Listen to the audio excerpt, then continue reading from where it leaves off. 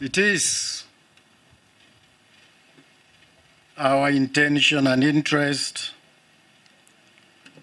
to grow people who respect the fact that they are creatures and that faith and religion, atheism, that one can live without God, as if God does not exist. It's like a person denying the existence of his or her parents.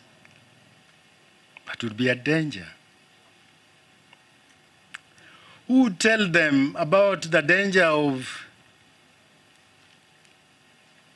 lesbianism, gayism,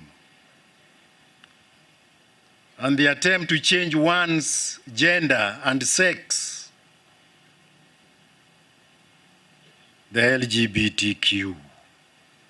Who tell them that this is not genetic? One is not really born with it. It is an after influence